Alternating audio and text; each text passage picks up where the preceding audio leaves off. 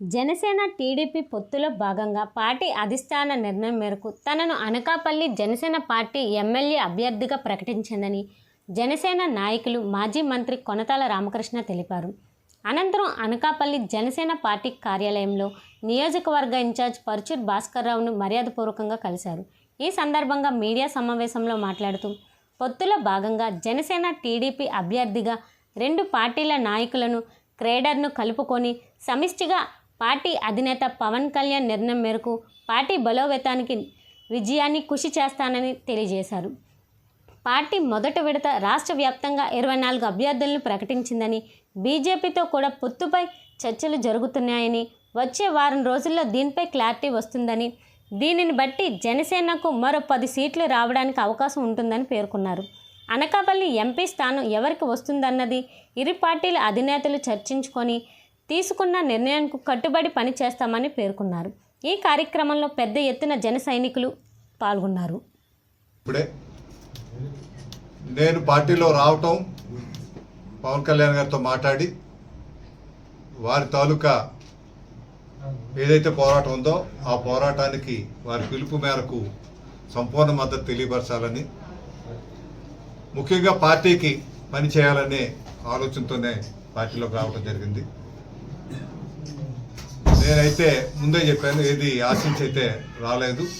నా విధానం కూడా ఏది ఆశించి పనిచేసే విధానం కూడా కాదు. నేనైతే ఇంకా పార్టీకి పనిచేయడం అంటే నేను ఇంకా చాలా ఎక్కువ ఆనందంగా పనిచేస్తాను. అదేవిధంగా మరి వారు వ్యక్తిగతంగా వారి చాయిస్, వారి అభిప్రాయం మేరకు వారు ఏదైనా తీసుకుంటా ఆ నిర్ణయానికి స్వాగతిస్తామని తెలియపరచడంలో భాగంగా నిన్న ప్రకటించినటువంటి కార్యక్రమాలకు ఏదైతే ఉన్నాయో దానికి వారి ఆలోచన విధానాన్ని రూపకల్పన చేసే విధంగా పోటీ చేయాలనే నిర్ణయానికి వారు రావటం జరిగింది, చేయించాలని. దానికి పూర్తి నా అంగీకారం తెలియపరుస్తూ ఇందులో భాగంగా ఇప్పుడు ఈ గత చాలా సంవత్సరాలుగా మా అనకాపల్లి అసెంబ్లీ నియోజకవర్గ కన్వీనర్గా మన పరుచూరి భాస్కర్ గారు వారు చాలా సేవలు అందించారు ఈ ప్రాంతానికి. నేను చూసే జిల్లా చాలామందితో మాట్లాడాం. ఇక్కడ అనకాపల్లిలో బూత్ స్థాయి కమిటీల నుంచి వార్డు కమిటీల వరకు, గ్రామ స్థాయి కమిటీలు, అన్ని లెవెల్స్లో కూడా కమిటీలు అవి వేసుకొని ఒక సిస్టమేటిక్గా మేము గతంలో కూడా మాట్లాడుకున్నప్పుడు వారందరితో కూడా కూర్చొని మాట్లాడుకోవాలనేసి అనుకున్నాం. ఈ లోపల నాగబాబు గారు వచ్చారు, పర్యటన అయిపోయినా పెట్టుకుందాం అనేసి అనుకోవడం జరిగింది. వారి తాలూకా వారు ఇప్పుడు పార్టీ ఆఫీస్కి ఈరోజే మొదటిగా రావటం, అయితే 2 రోజుల తర్వాత మీటింగ్ పెట్టుకోవాలని నన్ను మాట్లాడుకోవడం జరిగింది. నన్ను ఫోన్లో వారు మేము చాలాసేపు మాట్లాడుకున్నాం. వారు 2 రోజుల్లో సమావేశం, విస్తృత స్థాయి సమావేశం ఏర్పాటు చేయాలనేసి అనుకున్నారు. నేనైతే పార్టీలోకి ముందు వెళ్ళి వారికి పూర్తిగా నా అభినందనలు తెలియపరుస్తూ వారి తాలూకా పూర్తి సహాయ సహకారాలు పార్టీ గెలుపుకి, తెలుగుదేశం జనసేన గెలుపుకి వారి కృషి, వారి సహకారం కావాలనేసి కోరుతూ అందుకు ఈరోజు వారిని వ్యక్తిగతంగా కలుసుకోవడానికి రావడం జరిగింది. సంపూర్ణమైన పార్టీ తీసుకున్న నిర్ణయాలకు ఎప్పుడు కూడా మేము వేరేగా మాట్లాడేది లేదు. తప్పనిసరిగా పార్టీ నిర్ణయాలకు కట్టుబడి పార్టీకి చేస్తామనేసి వారి నిన్న కూడా మాట్లాడడం జరిగింది. మొదటి నుంచి కూడా నేను రాజకీయాల్లో బహుశా సుమారు 10-15 సంవత్సరాలు 20 సంవత్సరాల నుంచి చూస్తున్నా వీరిని. అంటే ప్రత్యక్షంగా లేకపోయినా పరోక్షంగా వారి పాత్ర తెలుసు. ఎటువంటి పాత్ర మీ అందరికీ తెలుసు, నాకు తెలుసు.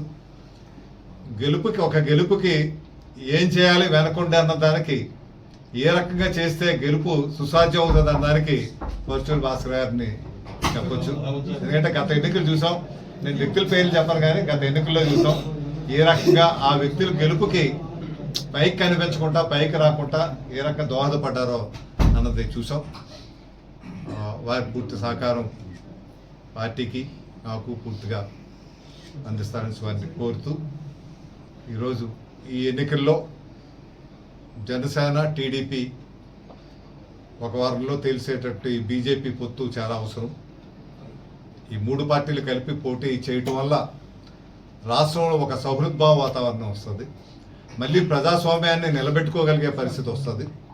ఈరోజు ప్రజాస్వామ్యాన్ని నిలబెట్టడం గురించి ఆ రోజు రాసినటువంటి అంబేద్కర్ రాజ్యాంగం పూర్తిగా నిర్వీర్యం చేసే కార్యక్రమాలు ఇప్పుడు రాష్ట్రంలో ఉన్నటువంటి ప్రభుత్వం చేస్తుంది. కాబట్టి దాన్ని కాపాడాలి, ప్రజాస్వామ్యాన్ని నిలబెట్టాలి, రాష్ట్ర పురోభివృద్ధి మార్గంలో తీసుకువెళ్ళాలి, రాష్ట్ర యువతకు మంచి భవిష్యత్తు ఇవ్వాలి, పరిశ్రమలు రావాలి, వ్యవసాయం బాగుండాలి, మీకు నీటిపారుదల ప్రాజెక్టులు పూర్తి కావాలి, అదేవిధంగా స్టీల్ ప్లాంట్ లాంటి పెద్ద ప్రాజెక్టు మనం కాపాడుకోవాలి, పోలవరం లాంటి ప్రాజెక్టు పూర్తి చేసుకోవాలి.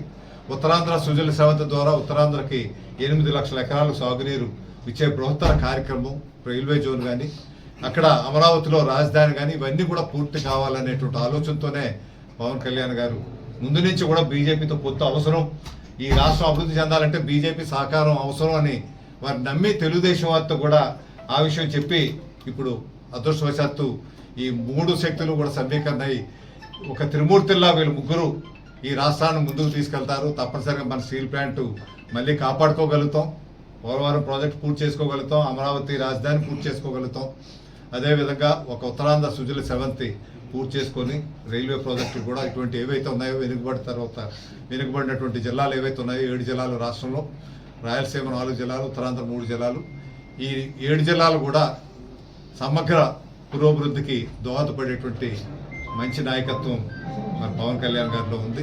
వారి నాయకత్వాన్ని బలపరచాల్సినటువంటి అవసరం ఉంది. దాంతోపాటు పరిపాలనా దక్షత ఉన్నటువంటి చంద్రబాబు నాయుడు గారు నాయకత్వం కూడా ఈ రాష్ట్రానికి అవసరం. కాబట్టి అందరూ కూడా కలిపి ముందుకు వెళ్ళాలనేటువంటి ఆలోచన త్వరలోనే రూపకల్పన జరిగేటువంటి అవకాశం ఉందని పూర్తి విశ్వాసంతో ఉన్నాను.